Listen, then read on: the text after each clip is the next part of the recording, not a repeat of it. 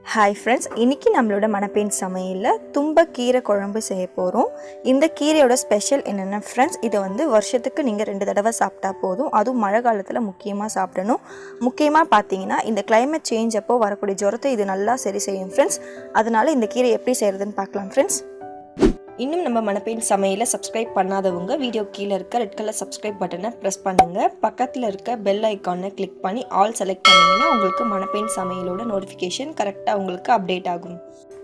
Friends, தும்ப கீரைனா இந்த கீரை தான் ஃப்ரெண்ட்ஸ். இந்த கீரை பார்த்தீங்கன்னா விநாயகர் சதுர்த்தி அப்போது இதில் வரக்கூடிய வெள்ளை கலரில் ஒரு பூ இருக்கும். அந்த பூவை விநாயகருக்கு போடுவாங்க. இந்த இலையை யூஸ் பண்ணி தான் நம்ம இன்றைக்கி கீரை பண்ண போகிறோம். இந்த கீரை பார்த்தீங்கன்னா இந்த மாதிரி மழை காலத்துலலாம் பார்த்தீங்கன்னா நமக்கு நிறைய ஜுரம் வரும். அந்த ஜுரத்தை வரவிடாமல் இது ரொம்ப ப்ரிவென்ஷன் பண்ணும் ஃப்ரெண்ட்ஸ். ஸோ கண்டிப்பாக இதை வந்து மழை காலத்தில் ஒரு தடவை நீங்கள் செஞ்சு சாப்பிட்டு பாருங்கள். நான் வந்து பார்த்திங்கன்னா கீரையை நல்லா வாஷ் பண்ணிவிட்டு ஒரு கடாயில் போட்டு முதல்ல வேக வச்சு அந்த தண்ணி எடுத்து நான் ஊற்ற போகிறேன் ஃப்ரெண்ட்ஸ். ஏன்னா இதில் வந்து ஒரு வாசனை வரும். அந்த வாசனையை ரிமூவ் பண்ணுறதுக்காக இந்த தண்ணியை நம்ம யூஸ் பண்ண போகிறது இல்லை ஃப்ரெண்ட்ஸ். இது ஒரு 5 நிமிஷம் நல்லா வந்து வேகட்டும் ஃப்ரெண்ட்ஸ். இப்போ பார்த்திங்கன்னா நல்லா கொதிக்க ஆரம்பிச்சிருச்சு. இப்போ இந்த தண்ணி எடுத்து ஊற்றிடலாம். கூட பார்த்திங்கன்னா மஞ்சத்தூள் போட்டு நான் வேக வச்சுருக்கேன். கீரையை மட்டும் நம்ம தனியாக வந்து எடுத்து செப்பரேட் பண்ணி வச்சுக்கலாம் ஒரு பவுலில்.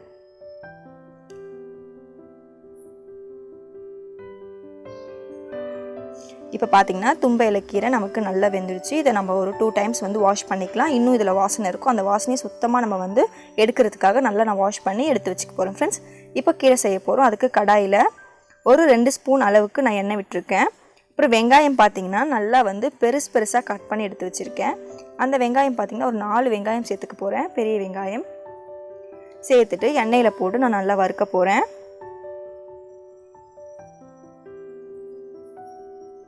அதுக்கப்புறம் பார்த்திங்கன்னா ஒரு 4 துண்டு இஞ்சி நல்லா சின்ன இஞ்சியாக வந்து நான் சேர்த்துக்கிறேன். அடுத்து பார்த்திங்கன்னா 4 பச்சை மிளகாய் நம்ம சேர்க்க போகிறோம் ஃப்ரெண்ட்ஸ். நமக்கு கீரை வந்து கொஞ்சமாக கிடச்சிருக்கிறதுனால நான் எல்லாமே குவான்டிட்டி கொஞ்சமாக செய்ய போகிறேன் ஃப்ரெண்ட்ஸ். பார்த்திங்கன்னா பெருங்காயத்தூள் நான் ஆட் பண்ணிகிட்ருக்கேன்.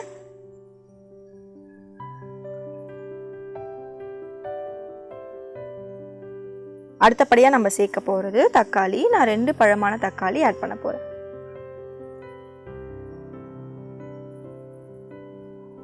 அடுத்தபடியாக உப்பு சேர்த்துக்கலாம். இது சேர்த்தா மட்டும்தான் நம்மளோட தக்காளி பார்த்திங்கன்னா நல்லா வதங்கும். ஸோ அதுக்காக நம்ம வந்து உப்பு சேர்த்து நல்லா வதக்கிக்கலாம் ஃப்ரெண்ட்ஸ். இப்போது நம்ம வேக வச்சுருக்க தும்ப இலை கீரையை வந்து ஆட் பண்ணிக்கலாம்.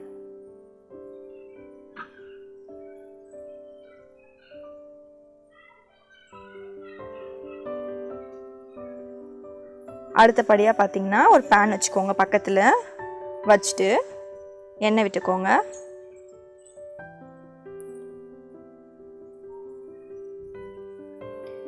அப்புறம் ஒரு 1/2 ஸ்பூன் அளவுக்கு சீரகம்.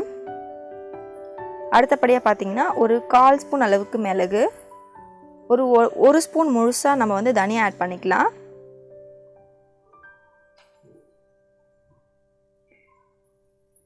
அடுத்தபடியாக பார்த்தீங்கன்னா சின்ன வெங்காயம் பார்த்தீங்கன்னா ஒரு 10 வெங்காயம். இந்த பார்த்தீங்கன்னா கீரையில் வந்து எப்பயுமே வந்து இந்த மசாலாவை சேர்த்திங்கன்னா ரொம்ப டேஸ்ட்டாக இருக்கும்.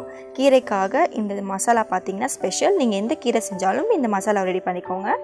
இப்போ பார்த்தீங்கன்னா நம்ம வதக்கி வச்சுருக்க வெங்காயம், தக்காளி, பச்சை மிளகாய், கீரை இது எல்லாத்தையுமே வந்து மிக்சியில் போட்டு நீங்கள் கீரை எப்படி அரைப்பீங்களோ அந்த மாதிரி கொரப்பாக அரைச்சிக்கோங்க.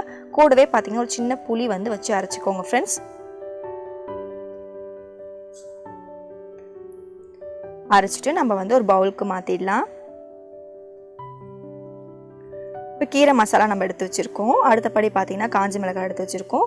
தோலோடு நசுக்கி வச்சுருக்க பூண்டு, அப்புறமேட்டு ஒரு கொத்து கருவேப்பிலை எடுத்து வச்சுருக்கோம். இது பார்த்திங்கன்னா கீரையை தாளிக்க ரொம்ப யூஸ்ஃபுல்லாக இருக்கும்.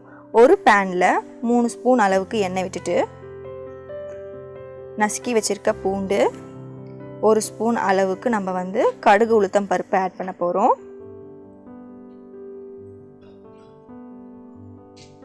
இப்போ கடுகு உளுத்தம் பருப்பு ஆட் பண்ணியாச்சு. அடுத்தபடி பார்த்தீங்கன்னா பெருங்காயத்தூள். அடுத்தபடி பார்த்தீங்கன்னா நம்ம வந்து மசாலா ரெடி பண்ணோம் இல்லையா கீரைக்கு, அந்த மசாலாஸ்லாம் வந்து நான் ஆட் பண்ணிகிட்ருக்கேன். இந்த எண்ணெயிலே தாளிக்கும் போது அதை ஆட் பண்ணிக்கோங்க. அப்போ தான் நல்ல வாசனையாக இருக்கும். அப்புறம் காஞ்ச மிளகாய் ஆட் பண்ணிட்டு நல்லா வதக்கி விட்டுருங்க. ஃப்ரெண்ட்ஸ் இப்போ நல்லா வதக்கியாச்சு. கூட கருவேப்பிலை சேர்த்துக்கோங்க. சேர்த்துட்டு நம்ம ரெடி பண்ணி வச்சுருக்க கீரை குழம்புல வந்து நம்ம தாளித்து வச்சுருக்க தாளிப்பை வந்து ஆட் பண்ணிக்கலாம். ஃப்ரெண்ட்ஸ் கண்டிப்பாக ட்ரை பண்ணி பாருங்கள். குழந்தைங்களுக்கு கண்டிப்பாக செஞ்சு கொடுங்க ஃப்ரெண்ட்ஸ். அப்போ தான் பார்த்தீங்கன்னா மழை காலத்தில் வரக்கூடிய நோய்கள் வராமல் இருக்கும்.